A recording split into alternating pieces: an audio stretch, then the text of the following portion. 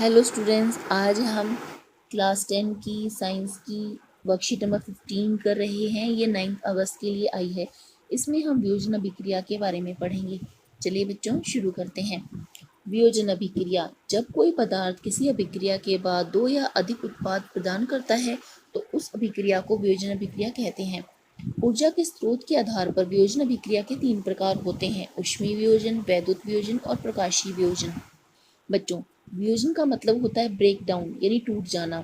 जब वियोजन होता है तो हमें किसी ऊर्जा के देने की आवश्यकता होती है। यह ऊर्जा हम 3 प्रकार से दे सकते हैं। यदि ऊष्मा के रूप में ऊर्जा दी जाए और पदार्थ को तोड़ दिया जाए तो इसको ऊष्मीय वियोजन कहेंगे। यदि हमें विद्युत धारा के प्रवेश के कारण ऐसा हो तो इसे विद्युत वियोजन कहेंगे, और प्रकाश की उपस्थिति में अगर वियोजन हो तो इसे प्रकाशीय वियोजन कहेंगे। यहाँ पर तीनों ही वियोजन के एग्जाम्पल दिए गए हैं। नंबर 1, ऊष्मीय वियोजन। इसमें अभिकारक का विघटन, विघटन का मतलब ब्रेक डाउन, ऊष्मा के कारण होता है। यानी जब हम इसको गर्म कर देते हैं तो वह टूट कर दो या दो से अधिक उत्पाद उत्पन्न करता है, इसलिए इसे ऊष्मीय वियोजन कहा जाता है। यहाँ पर एक टेस्ट ट्यूब में लेड नाइट्रेट लेकर के एक्सपेरिमेंट किया जा रहा है। लेड नाइट्रेट को इसके अंदर लिया गया है। जब इसको गर्म किया गया तो गर्मी के कारण यह 3 पदार्थों में टूट गया। पहला पदार्थ है लेड ऑक्साइड, दूसरा नाइट्रोजन डाइऑक्साइड और तीसरा ऑक्सीजन। नाइट्रोजन डाइऑक्साइड की यहाँ पर ब्राउन कलर की फ्यूम्स यानी भूरे रंग का धुआं हम देख सकते हैं। जब लेड नाइट्रेट को गर्म किया जाता है तो यह विघटित होकर लेड ऑक्साइड बनाता है और नाइट्रोजन डाइऑक्साइड का भूरा धुआं निकलता है। यह धुआं इंडिकेट करता है, बताता है कि लेड नाइट्रेट यहाँ पर वियोजित हो गया है। इस लेड नाइट्रेट से 3 पदार्थ हमें मिले हैं। दूसरा है वैद्युत वियोजन।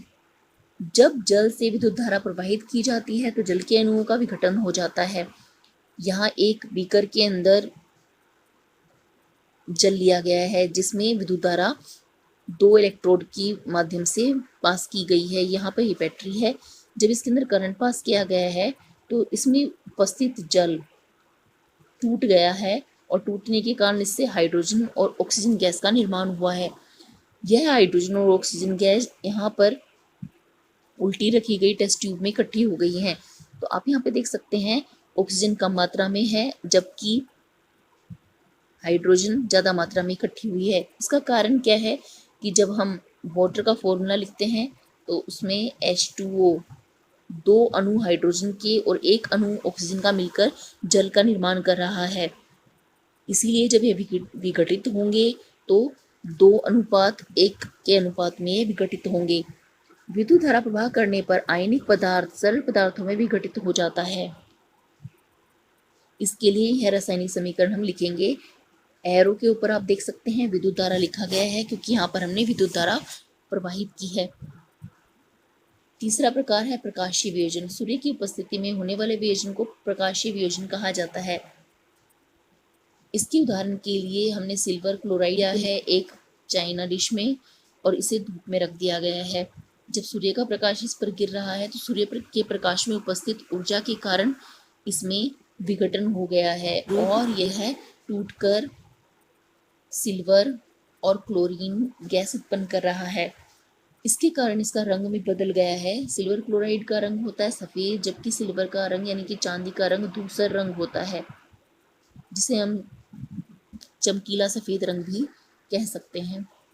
सूर्य के प्रकाश में श्वेत रंग का सिल्वर क्लोराइड दूसरे रंग का हो जाता है।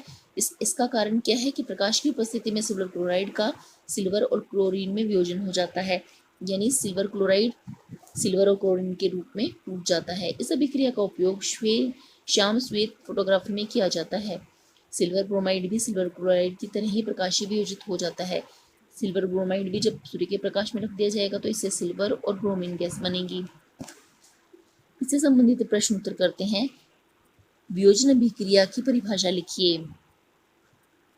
यह प्रश्न एक का उत्तर यहाँ तक है।